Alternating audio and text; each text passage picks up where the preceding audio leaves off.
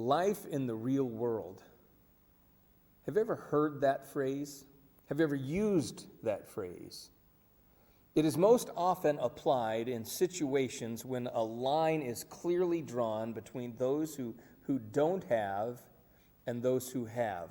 A line between those who struggle and those who have life easy. Whatever the situation, whatever the scenario, it's that line that separates those who struggle, those who have it easy, especially when those who have it easy are the ones trying to give advice, telling the ones who struggle what to do.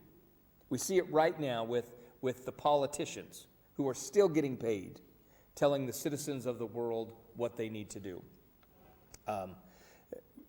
We see it when any celebrity tries to tell the rest of us what we should believe, what we should think, what we should accept, what we should reject. It's applied in ministry. It's applied to pastors. It's been a while since I've heard it, but I've heard this said to me. This has been said to me before. Pastor, I understand what you're trying to say, but for those of us who have to live in the real world, it's not that easy. Things are different. Drawing a line of comparison of the struggle of faith with the appearance that if I'm in the ministry, I live a sheltered life, a blessed life, that faith is easy for someone like me. To that subject, Christ says that the rain falls on the just and the unjust. Now, depending on the time of year, depending on the amount of rain, that could be either good or bad. That could be welcomed or not.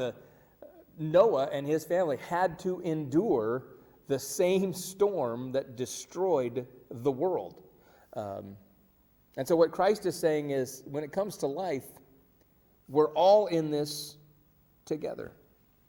That leads me to this. That leads me to what Paul says to Timothy in his first letter to his young apprentice. 1 Timothy chapter 1, verse 5 says, "The aim of our charge is love, that issues from a pure heart and a good conscience and a sincere faith." I'd like to define that verse as life in the real words. Did you hear those three real words in there? Pure, good, sincere.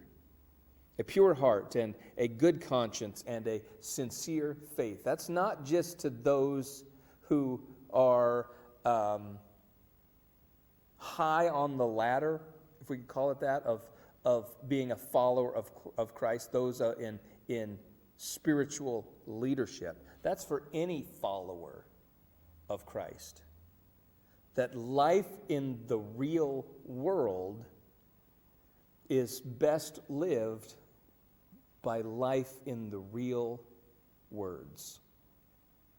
A pure heart, a good conscience, a sincere faith. Friends, today my charge to you, my suggestion to you, my challenge to you is to live life in the real words.